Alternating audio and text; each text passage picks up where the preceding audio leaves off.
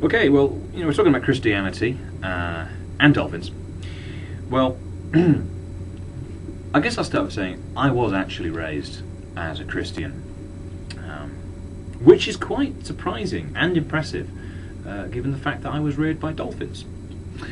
I don't really like to speak about my childhood if I can help it. I mean, I was bullied quite badly, mainly because I didn't really fit into my school.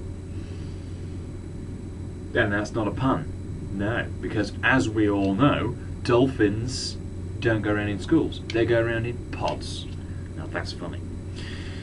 Yeah, well, I mean, the other dolphins, the other dolphin children, boys and girls, they used to call me names like Plankton Face and Shark Breath, and it was all very hurtful. So I think my foster parents, not my real biological parents, obviously, who were the ones that threw me off the cruise liner into the ocean in the first place.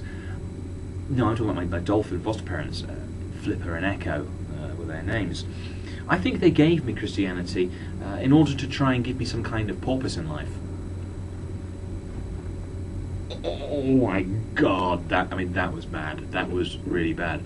I actually feel bad about that. Not bad enough to re-record this though. That's a sad thing. Now, being raised by dolphins, I think it's left me with some real character flaws. I mean, for instance, I'm not very good with hammocks. I tend to panic when I'm around them, get tangled up in them quite easily. It's really quite sad. And if I see fishnet stockings, I just freak the fuck out. I mean, I'm not entirely sure if that's down to a deep-set fear of nets, or just the fact that the women that I've met in the past who were wearing them were more deadly than any tuna net known to man or dolphin. On the plus side, I can hold my breath for an inordinate amount of time. If you know what I mean, girls. Oh, yes. It's kind of balanced off by the fact that I have a very short tongue.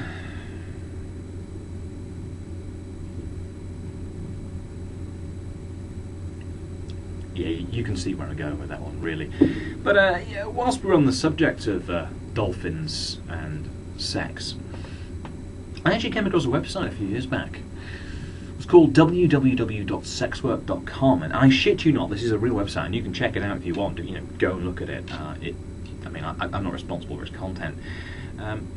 Anyway, it included this article on how to have sex with a dolphin if you should so wish to, and of course if the dolphin was consenting to it. It wasn't dolphin rape, it was mutually consenting sex with a dolphin. I mean, perish the thought that you'd rape a dolphin. That's just weird. Anyway, unfortunately what I saw on this site has been exercised by years of counselling, alcohol and hard drugs, but one thing sticks in my mind and it will never leave. And that was the advice that a dolphin is unusually well hung, with a penis of over 10 inches. Unfortunately, this is where I differ quite extraordinarily from a dolphin, as a dozen disappointed lovers will attest. But it said that, well, on this count, because it has a very large penis, and of course due to the sometimes violent nature of dolphin sexual behaviour, the article advised that a dolphin lover not undergo the passive role for fear of internal organs being ruptured. Nice. So, talking of horrific experiences in one's childhood that it takes decades to get over, Christianity. Now, I think it's important to get religion into a child as soon as possible, because we all know that the true purpose of parenting is to instill and inculcate the neuroticisms and psychological disorders that will eventually lead to suicide some 40 years later. So it's very important, I think, to spoon-feed a child this kind of utter bullshit whilst they're still at that stage of believing in the veracity of the Easter Bunny, Father Christmas, and the efficiency of the first-past-the-post electoral system. As we've seen recently, to everyone's cost, this is a stage that some people never grow out of. It's really quite sad.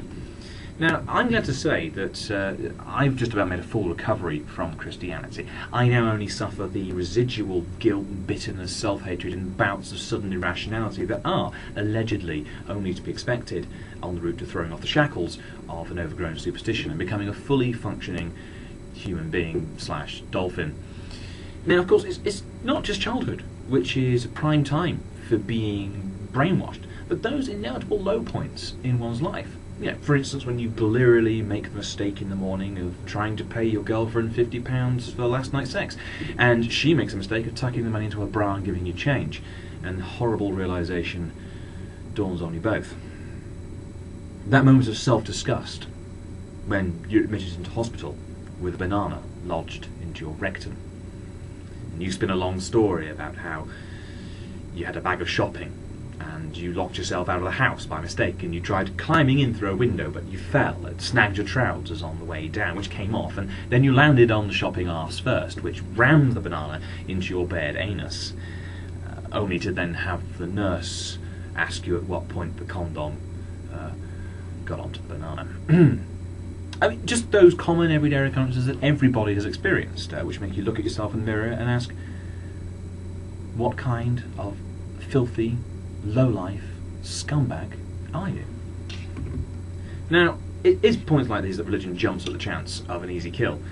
The young and the despairing, which I think probably explains the prevalence of child abuse in the Catholic Church. You can just see it, can't you? Hey, Jimmy, do you feel rotten and despoiled? Do you know what would make that dirty feeling of having been used and discarded like a used toss rag go away? Let Jesus into your life. And don't tell your parents. It's our little secret. Yeah, it's an excellent recruitment strategy, really, if anything else. I mean, I found that being desired by so many grown men actually boosted my self-esteem because I felt attractive, so it didn't really work for me. But nonetheless, I do want to make it clear, before I get any complaints, that I'm not trying to make out that priests are paedophiles, in any sense, because paedophiles are individuals who are compelled to find young children attractive. I think it's genetic, it's psychological. It's if anything, it is an illness, and they need to be helped as best they can, I think. Whereas priests just do it for sick thrills and should be shot. I look forward to the hate mail. Oh dear.